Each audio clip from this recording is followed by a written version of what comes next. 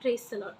ஆண்டவருடைய பெரிதான நாமத்திற்கு ஸ்தோத்திரம். இன்னைக்கு இந்த பதிவு மூலியமா உங்க எல்லாரையும் சந்திக்கிறதுல எனக்கு ரொம்பவே சந்தோஷம். இன்னைக்கு நம்ம பார்க்க போற வசனம் இதுதான். இந்த வசனம் பைபிள்ல ஒரு முக்கியமான சம்பவத்தை பத்தி சொல்லுது. அது என்ன சம்பவம் அப்படின்னா, இஸ்ரவேல் ஜனங்கள் எல்லாருமே எகிப்தில அடிமைகளா இருக்கிறாங்க. பார்வோனுக்கு கீழே அடிமைகளா இருக்கிறாங்க. இவங்கள அந்த நாட்டு மன்னன் வந்து என்ன பண்றாங்கன்னா, நெறைய வேலை வாங்குறாங்க. அந்த காலத்துல எவ்ளோ கஷ்டமான வேலைகள், இயந்திரங்கள் இல்லாத ஒரு காலம். அப்போ மனுஷங்க தான் எல்லாமே பண்ணணும், வேலைகள்லாம். அப்ப எவ்ளோ கஷ்டமான வேலைகள்லாம் அவங்க செஞ்சிருப்பாங்க. இத பத்தி நம்ம அந்த வேதாகமத்துல யாத்ராகமம் 1லருந்து 14 வரைக்கும் அந்த அதிகாரங்கள வாசிச்சீங்கன்னா, இன்னும் அவங்க என்னலாம் கஷ்டப்பட்டாங்க அப்படின்றத பத்தி இன்னும் நல்லா தெரிஞ்சுக்கலாம். சரி, சம்பவத்துக்குள்ள போலாம். இப்போ என்ன ஆகுது அப்படின்னா, இவங்க நல்ல வேலை வாங்குறாங்க. அந்த மன்னன் வந்து ரொம்ப நல்லா வேலை வாங்குறாங்க.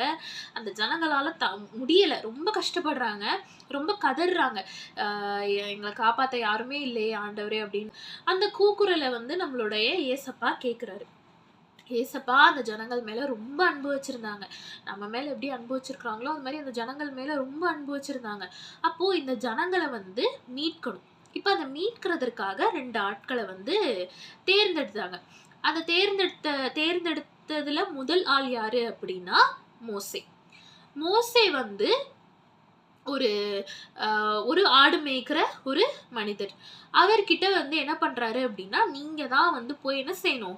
நீ தான் போயி ஜனங்கள வந்து கூட்டிட்டு வரணும்" அப்டின்னு சொல்லும் பொழுது, மோசே வந்து என்ன பண்றாருன்னா, இன்னைக்கு நம்மள நெறைய பேர் பண்ற ஒரு தப்ப தான் அன்னைக்கு அவருமே வந்து பண்ண பார்த்தாரு. ஆனா பண்ணல. அது என்ன அப்டின்னா, இன்னைக்கு நம்மள நெறைய பேரு நம்மள தேடி ஆப்பர்ச்சுனிட்டீஸ் வரும். நம்மள தேடி ஒவ்வொரு ஆசீர்வாதங்களா வந்து நம்மளோட ஏசப்பா நம்மளுக்காக கொண்டு வருவாரு. இத பண்ணு, அத பண்ணு அப்படின்னு சொல்லி கொண்டு வருவாரு. ஆனா நம்ம என்ன பண்ணுவோம் அப்படின்னா, இதுக்கெல்லாமா நான் லாயக்கி, இதெல்லாம் என்னால பண்ண முடியாது அப்படின்னு சொல்லி ஒதுங்கிருவோம் இல்லையா?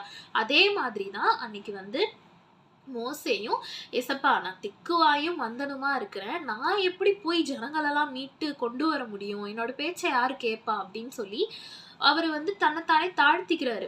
ஆனா ஏசப்பா என்ன செய்றாங்க அப்படின்னா, அவங்க கிட்ட "நான் உன்னோட வாயோட இருப்பேன். நீ தைரியமா போ" அப்படின்னு சொல்லி அவங்களுக்கு தைரியத்த குடுத்து அனுப்புறாங்க. மோசேயும் என்ன பண்றாரு அப்படின்னா போறாரு. மோசே கூட அவங்களுடைய அவரோட இன்னொருத்தர் தேர்ந்தெடுக்கப்படுறாரு. அதுதான் ஆரோன். இவங்க 2 பேரும் இப்போ எகிப்து தேசத்திற்கு போறாங்க. எகிப்துக்கு போயி மன்னன் கிட்ட இந்த மாரி ஜனங்கள விடுவிச்சுருங்க அப்படின்னு சொல்லி கேட்கும்போது, மன்னன் நம்ம ஒரு அடிமைகளா வச்சிருக்கிறவங்கள யாரையாவது டக்குனு விடுவிக்க மாட்டாங்கல்ல. அதே மாரி தான் மன்னனும் வந்து என்ன பண்றாரு அப்படின்னா, "அதெல்லாம் முடியாது. நான் விடுவிக்க மாட்டேன்" அப்படின்னு சொல்றாரு. அப்பதான் வந்து ஏசப்பா என்ன பண்றாருன்னா, ஒரு 10 வாதைகள வந்து அந்த எகிப்து தேசத்திற்கு கொண்டு வருகிறாரு. என்ன அப்டின்னா, தண்ணீயெல்லாம் ரத்தமா மாறுறது, விலங்குகள்லாம் செத்து போறது, அப்புறம் தவளைகள் ஓட தொல்ல, இந்த ஈக்களோட தொல்ல, அந்த மாரி நெறைய வெட்டுக்கிளிகளோட தொல்ல, இதெல்லாமே நெறைய ஆகுது. இப்டி ரொம்பவே வந்து ஒரு கஷ்டமான ஒரு சூழ்நிலை. கல்மழை பெய்யுது. இப்டி நெறைய ஒரு 10 வாதைகள் வந்து வருது. இதெல்லாம் வந்து இந்த ஜனங்களால தாங்கவே முடியல. அப்போ வந்து என்ன ஆகுது அப்டின்னா, மன்னனால அதுக்கு மேல பொறுக்க முடியல. அப்ப சரி கூட்டிட்டு போங்க அப்டின்னு சொல்லிடுறான். அப்போ என்ன ஆகுது அப்டின்னா, மோசேயும், ஆரோனும் ஜனங்களை கூட்டிட்டு அவங்க அந்த வனாந்திர வெளியில நடந்து போறாங்க. இப்போ என்ன ஆகுதுன்னா, மன்னன் வந்து என்ன பண்றான்னா, அவ்ளோ சீக்கிரத்திலே யாராவது அடிமைகள விட முடியுமா? விடமாட்டாங்கல்ல. அதே மாதிரி அவனுங்க என்ன பண்றாங்க அப்டின்னா, அந்த சேனைகள கூட்டிக்கிட்டு என்ன பண்றாங்கன்னா, தொரத்தி பின்னாடி வாராங்க. இப்போ இங்க போயிட்டு இருக்கிற ஜனங்கள் ரொம்ப சந்தோஷமா, அப்பாடா தப்பிச்சுட்டோம் அப்டின்ற ஒரு ஒரு நிம்மதியோட வந்து என்ன பண்றாங்க அப்டின்னா, மோசேக்கும், ஆரோனுக்கும் பின்னாடி போயிட்டு இருக்கிறாங்க. போய்க்கிட்டு இருக்கும்போது என்ன ஆகுது அப்டின்னா, ஒரு பெரிய ஒரு கடல் கடல் அது வந்து சிகப்பு கடல். அவ்ளோ பெரிய ஒரு கடல், செங்கடல். அப்ப எவ்ளோ பெருசா இருக்கும். ரொம்ப பெரிய ஒரு அந்த கடல். அப்போ என்ன ஆகுது அப்டின்னா, பின்னாடி வந்து பார்வோனுடைய சேனை. அப்போ ஒரு நடுவுல ஒரு மனுஷன், உங்களுக்கு பின்னாடி ஒரு ஜனங்கள், பின்னாடி பார்த்தா பார்வோனுடைய சேனை. முன்னாடி பார்த்தா செங்கடல். முன்னாடி போவதற்கும் வழி இல்ல. பின்னாடி அவங்க கிட்டயும் மாட்டிக்கிட முடியாது. அப்ப என்ன பண்ணணும் இந்த இடத்துல? ஒரு மனிதனா, இப்ப நம்ம அந்த இடத்துல இருந்தோம்னா, நம்ம என்ன பண்ணுவோம்? "ஐயய்யோ! என்ன செய்றது?" அப்படின்னு அந்த இடத்துல நம்ம பதட்டமாயிருப்போம். ஆனா மோசே என்ன பண்ணாரு தெரியுமா? அவர் கையில வச்சிருந்த கோல வானத்திற்கு நேராக நீட்டினாராம். எப்படி? வானத்திற்கு நேராக. அப்போ என்ன ஆகுது அப்படின்னா, நம்மளுடைய ஏசப்பாவின் நிமித்தமா அந்த கடல் என்ன ஆகுது அப்படின்னா, அப்படியே 2ஆ பிரியுது. 2ஆ பிரியுது. அதுக்கு நடுவுல ஒரு பாதை உண்டாகுது. அந்த பாதையில இஸ்ரவேல் ஜனங்கள் எல்லாரையும் ரொம்ப பத்திரமா மோசே வந்து என்ன பண்றாருன்னா, கூட்டிட்டு போறாரு. அப்படி கூட்டிட்டு போயி அவங்க அக்கறைய அடைஞ்சிடுறாங்க. பின்னாடி இந்த பார்வோனுடைய சேனையும், அவங்க அப்படி போனாங்கல்ல, நம்மளும் அப்படியே போவோம் அப்படின்னு சொல்லி அவங்களும் போறாங்க. கடல் என்ன பண்ணுது? க ஏசப்பா அவருடைய ஜனங்கள தான் என்ன பண்ணுவாரு? பத்திரமா கூட்டிட்டு வருவாரு.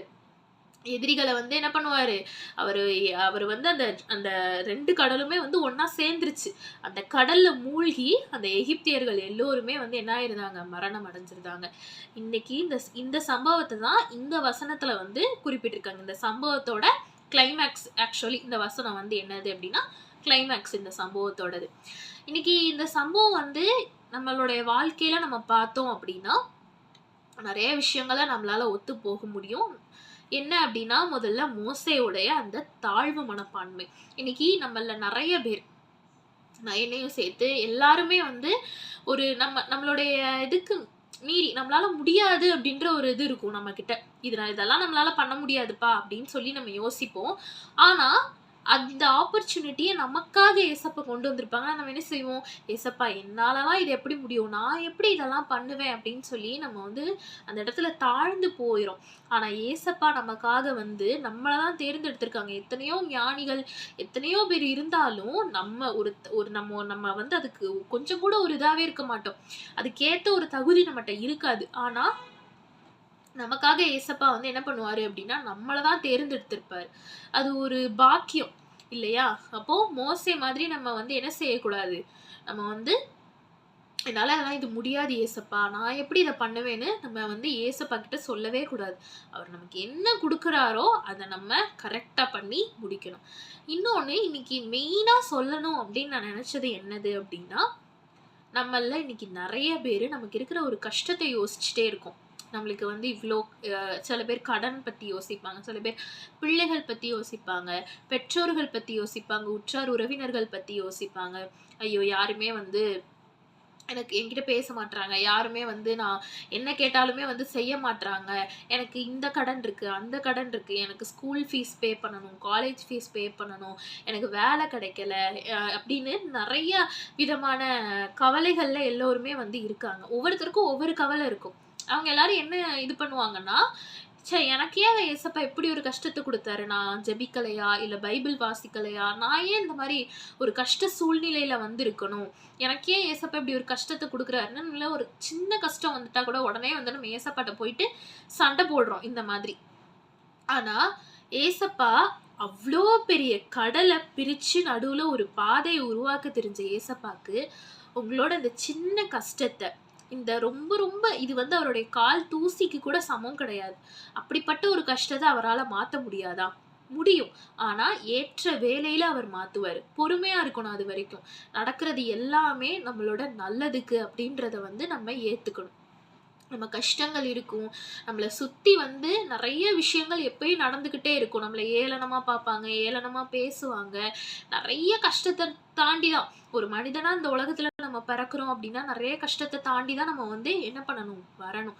ஆனாலும் அத நம்ம என்ன செய்யணும் அப்டின்னா, "என்னையால முடியும். நிச்சயம் இத நான் பண்ணுவேன்." அப்டின்ற ஒரு தன்னம்பிக்கை இருக்கணும். இன்னொன்னு அவர நம்பணும். என்னைக்குமே அவர் மட்டும் தான் நமக்கு இருக்கக்கூடிய ஒரே ஒரு நம்பிக்கை.